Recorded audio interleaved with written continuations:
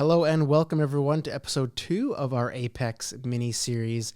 We took 3 great interviews from the AAPEX trade show floor in Las Vegas, and this is part 2, where we sat down with mass service technician Clay Barr. Now, Clay has over 14 years of experience in the industry. He's seen it all and is the perfect person to talk to about this growing issue and this major trend we saw this year, which is the staffing issues across the automotive industry. No matter which sector you're in, it seems to be a talking point. Where to find good technicians and educated technicians, or any factor of the industry, in fact, not just the technician side. But we thought with Clay's 14 years experience, he'd be able to give some insight into what we're seeing, why we're seeing it now, and more importantly, what we can do to resolve this issue in the coming years. So sit back, enjoy this great episode with Clay. It's a good one.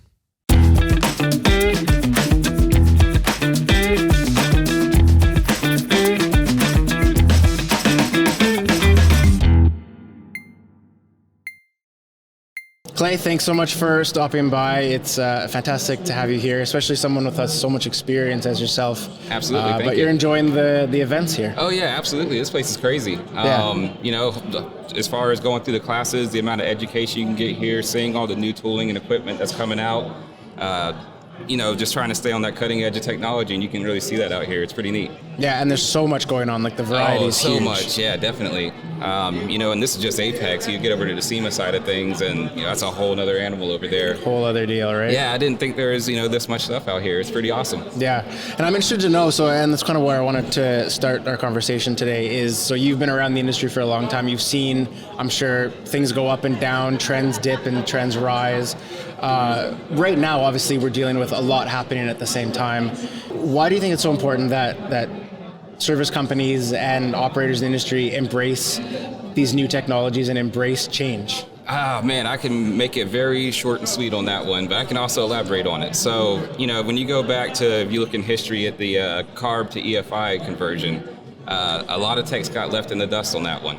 So, right now, especially with the rate that technology is changing, if you're not on that cutting edge, then you're going to get left behind. So, being familiar with the tooling of the day, especially, we do a bunch of ADAS. Yeah. And you got to have the right tooling for that, because if you have, say, a radar that's just aimed off slightly, it might pass your tests and everything, but it's still going to be aimed off center line of the car, right? So knowing how to use that equipment, knowing how to set up that equipment, I was looking around, you can see all kinds of equipment that's coming out for that, from, Autel, a bunch of other manufacturers. And it's definitely something that's not going away, as we move more towards an autonomous future. Yeah. You're going to have to stay on that cutting edge, or you're going to get on the bus or get ran over, right? Yeah, and that's like the biggest trend we see, that if you don't adapt, you're going to get left behind. And I think maybe the big guys can get away with it a bit more, but they also have the budget to recover. A lot of the smaller operators, medium-sized operators, they have to embrace this as much as possible right now because they're dealing with so much challenge. Yeah, absolutely. A part of that challenge as well is, you have a bunch of new kids to the industry, and throughout history, it hasn't exactly been an attractive industry, right? So having a new influx of kids coming into this industry, they're going to have the proper training to set up this tooling, So I think going forward, there's going to have to be a large emphasis on hiring the right people, yes, but also finding the right way to train the younger generation that's going to be taking this over. Yeah, and bouncing off of that, I think it's a really good point, because staffing is, and that's one of the big things I wanted to discuss with you is we're facing something that we've never seen ever. Is it unique to have this challenge rise to this cut, based on what you've seen? I don't know if there's been staffing issues in the past because of trends, but getting these young kids in now is so key. But is this unique for what you've seen? It definitely is. If you're going back, before the integration of, multiple modules in the vehicles, you may have had 2 modules of even. And when you're going through a diagnostic process and trying to fix that vehicle, it can be a little bit simpler. Once you throw in transistors and you start having to really figure out the electrical side, then you realize that you're really not, you're not really hiring a mechanic, if you will. You're more so hiring a technician. You got to train somebody that's able to utilize computers, utilize service information.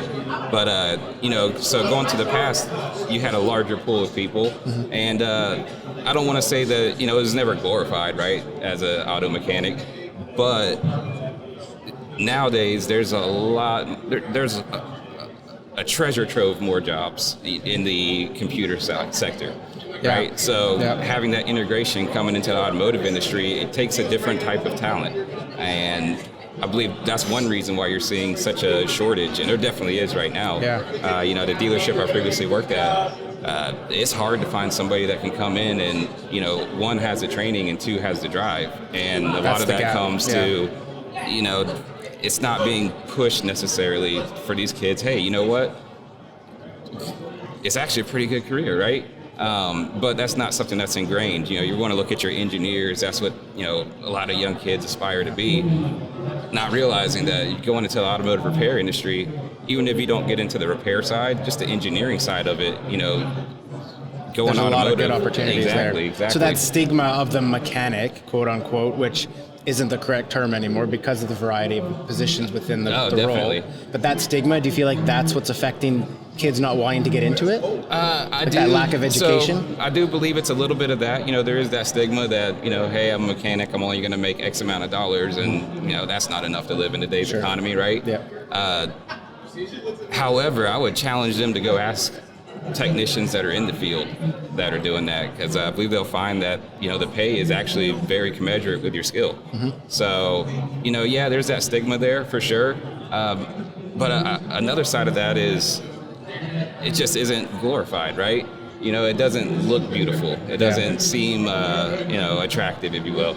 So that push right there, if you go through your high schools, I went to the auto tech program down at Hanahan High School in South Carolina, and you just didn't, it wasn't something that was pushed onto the children, onto the kids in those schools. So, if you're not really introduced to that whole entire industry, you're going to have your perception of it, which is what your, say, guidance counselors might have made it out to be, or your career counselors. So it's not a correct assumption based on kind of what's being educated. So education is obviously a gap. So education and how we educate the kids who have a passion for this type of thing, or like you said, the engineering side, the tech side, the computer side, there's so many different areas you can get involved in and be involved in the process. You don't just have to be the wrenching, right? Exactly. What you would imagine it be in your head or what you see in TV and movies. Yeah, there's so many facets that come to this. Well, look at yourself. You're in the automotive industry, right? Yeah. And, if you look at today's generation, I know my kids especially, oh, Dad, I want to be a YouTuber. Well, guess what? You're in the automotive industry as a YouTuber. There's so many different facets that you can take in this industry.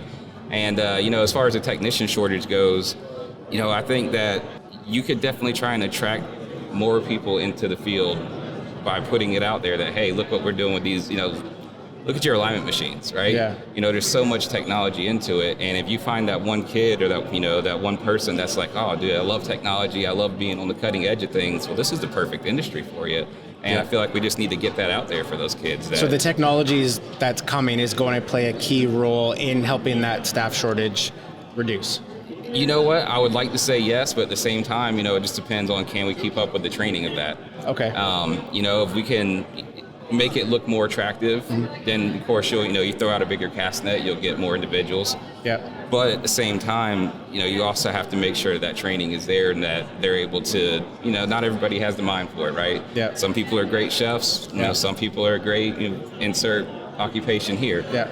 But I believe that throwing out a bigger cast net and really honing in on the training of it will definitely help the shortage.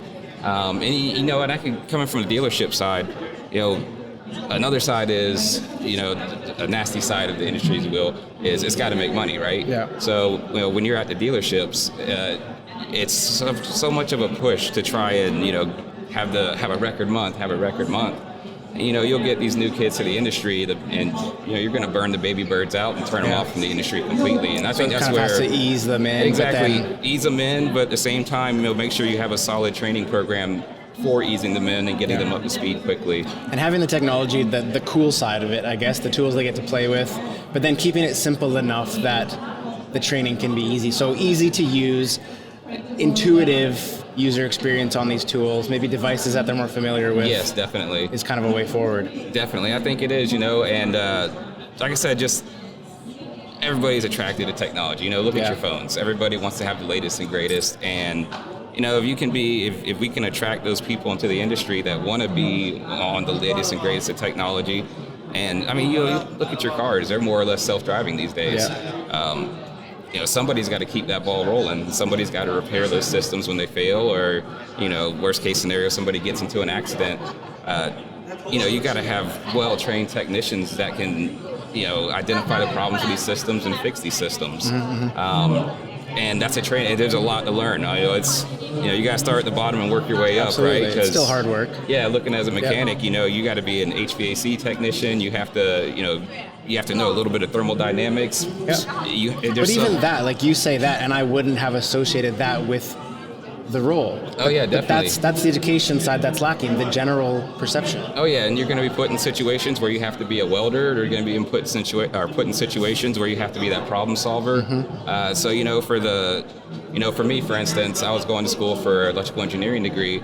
Okay. I got into the automotive industry, and I found, as an engineer, the engineer's job is to solve problems, and going into the automotive industry. That's a really good way to think about it. Yeah, going to the automotive industry, I guarantee you, there's a slew of problems you can solve, right? And that's the challenge, and that's the fun of it, is how do you use your knowledge and how do you use modern technology and the solutions you have available to solve that problem. Exactly. But the industry has to adapt those new solutions. They have to move forward to give the new up-and-coming generation that motivation to get into it. Correct. And the shops also have to realize that these kids are going to have a huge learning curve ahead of them.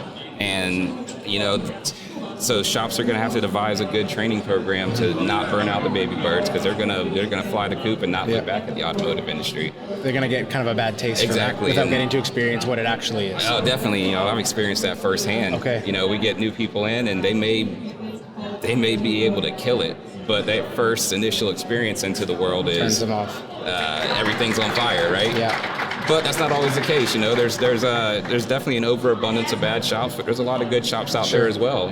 Like my company, Mass, for instance. What you guys do is incredible with the education side. Oh yeah, exactly. Mike's been awesome, and I haven't been here for too long, but so far, the company culture is, hey, you're gonna have to figure it out, but at the same time, you have a really strong support group as well, and that coming from a dealership independent side where you're always just kind of, you got to figure it out on your own, right? It's nice to have that little support group, and I think if you do that with the newer technicians and let them know that, hey, you got your back on stuff.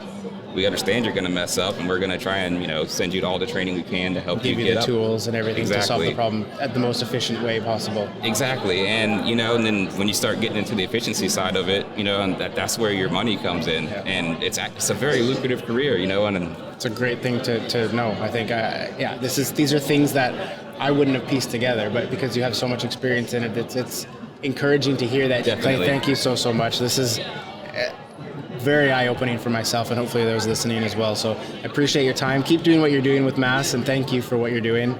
Awesome. I appreciate your time as well, man. This has been awesome. Yeah, it's been a lot of fun. Good. Enjoy the rest of the show. I appreciate it. All right. Thanks very much. All right, now you have a good one, okay?